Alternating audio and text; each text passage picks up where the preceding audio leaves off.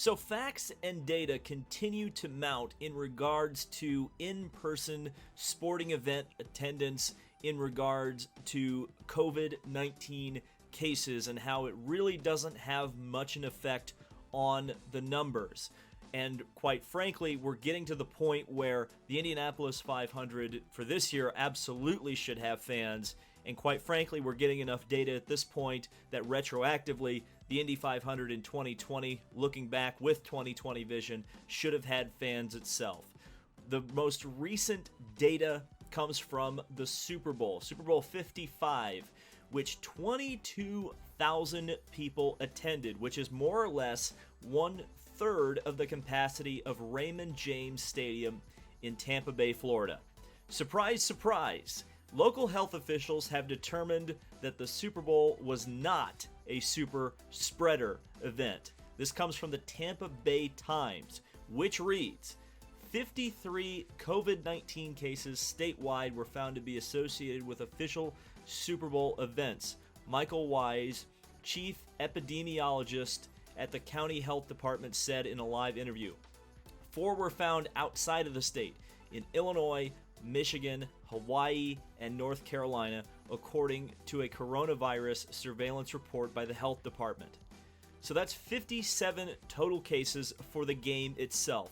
For those keeping score at home, that's 0.2% of the 22,000 people in attendance.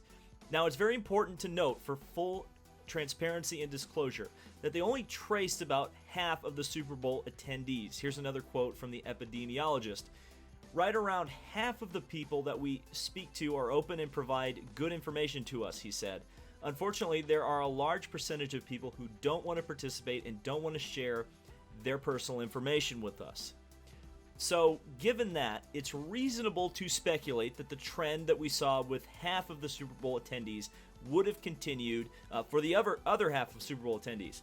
So it's reasonable to assume that around 57 to 114 people at the Super Bowl caught COVID-19, not just at the game, mind you. This was contact tracing for an entire month, January 22nd to February 23rd.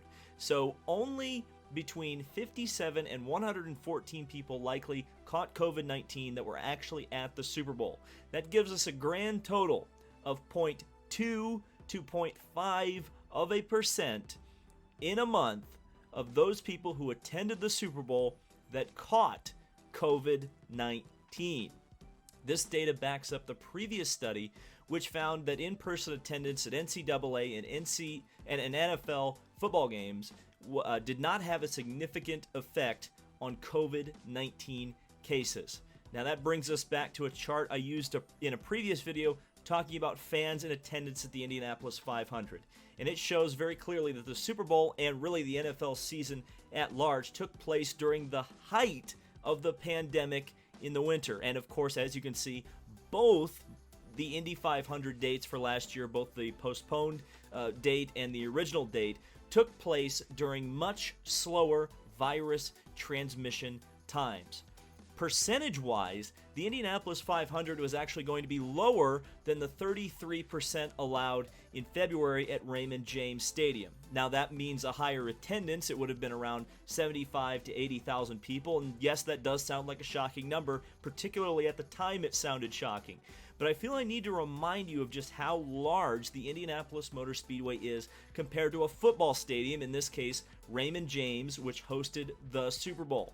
The facts and data, as you can see here, and visually you can see here, support that the Indianapolis 500 could and should have been run with fans in 2020. Especially considering that the bulk of the NFL season, which was contested in front of fans, in the worst time for the virus and without a vaccine available. Speaking of the vaccine, the Biden administration had this to say yesterday on Twitter. And it reads, 3 weeks ago, I announced that we would have enough vaccine supply for all Americans by the end of July. Now with our efforts to ramp up production, we will have enough vaccines for every American by the end of May. Now, if the reading of the tweet wasn't enough for you, let's hear it from the horse's mouth himself. We're now on track to have enough vaccine supply for every adult in America by the end of May. this country will have enough vaccine supply, I'll say it again, for every adult in America by the end of May. By the end of May. So, the conclusion from all of this data is what I stated at the beginning.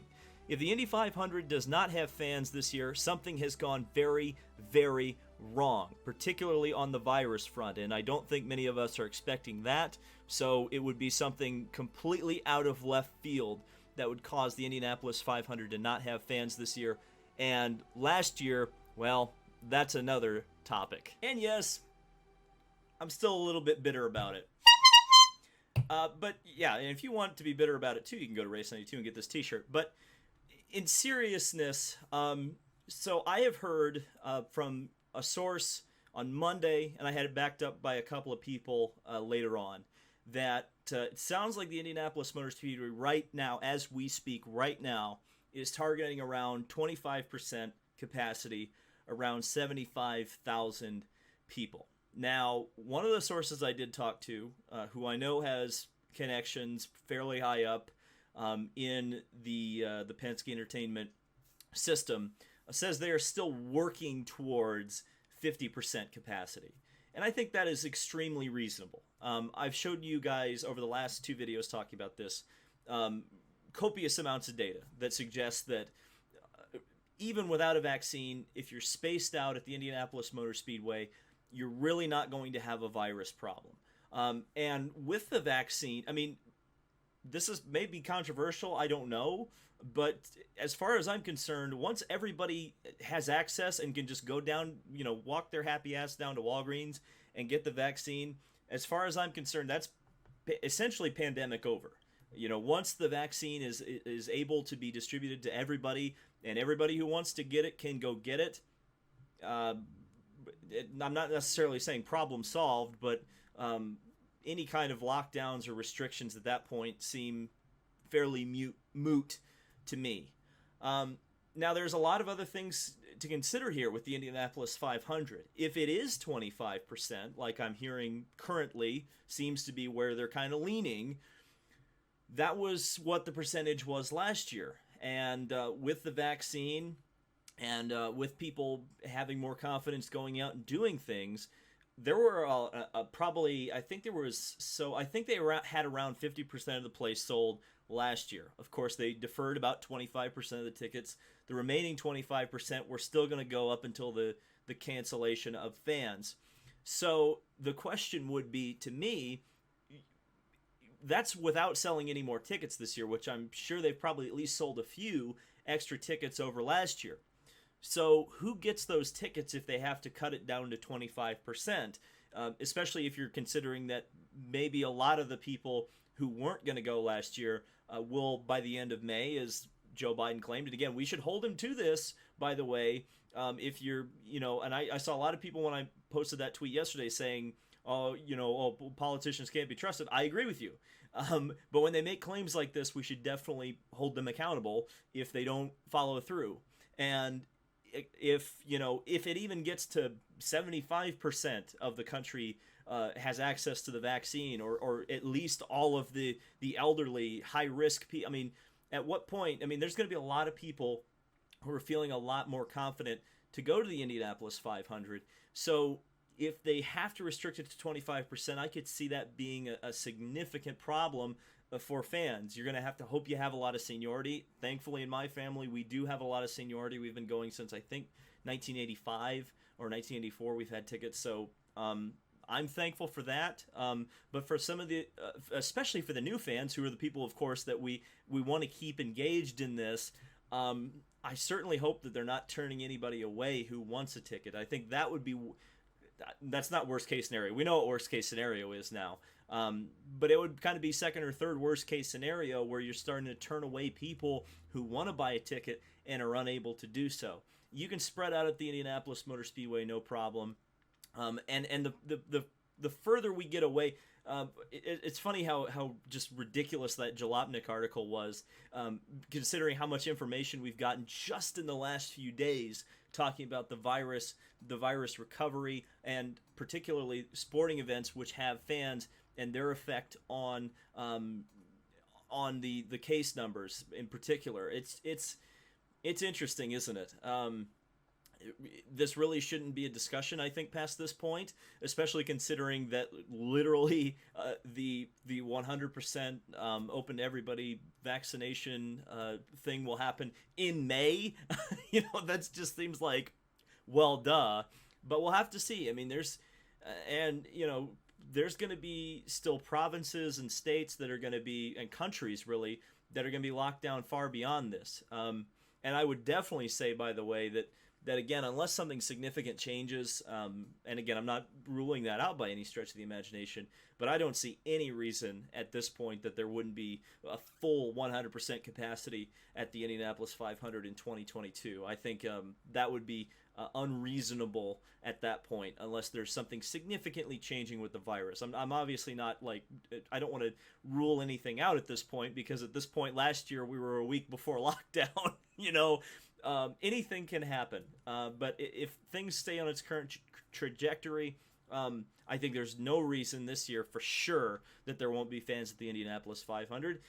The data is suggesting that there should have been fans last year, because they could have done that safely. And again, I think a lot of people forget this, and I'm going to have to keep bringing it up because even I've forgotten about it. I mean, that was a plan, the 80-page plan that had been worked with local health officials, had been approved by the Marion County Health Department, had been approved by the state. As we know, it came down to a couple of partners that decided that wasn't what they wanted to do. So, hopefully that won't happen this year. The data does not suggest that there's really a leg to stand on this year. There was a lot of unknowns last year. And I'm not even really, holding that much of a grudge, of course, considering the shirt I am. Maybe I am, but it's a fluid situation, isn't it? But we're a year in. We've got a lot of data, and we don't have a lot of data that suggests that races cannot be run races should be run without fans. It's just not the way it is. Indianapolis Motor Speedway is one of the largest, most cavernous speedways in the world, one of the biggest properties, especially super speedway wise. You can spread out there. I really do think we're going to have fans this year, and quite frankly, am expecting it at this point. It's really just going to come down to what the number is, and I guess we'll find that out eventually. So thank you guys so much for watching. I hope you've enjoyed or been at least informed a little bit by this video. I hope I don't have to talk about this much anymore. I really just want to talk about race cars on this channel. So thank you guys so much for watching, and we'll see you in the next video.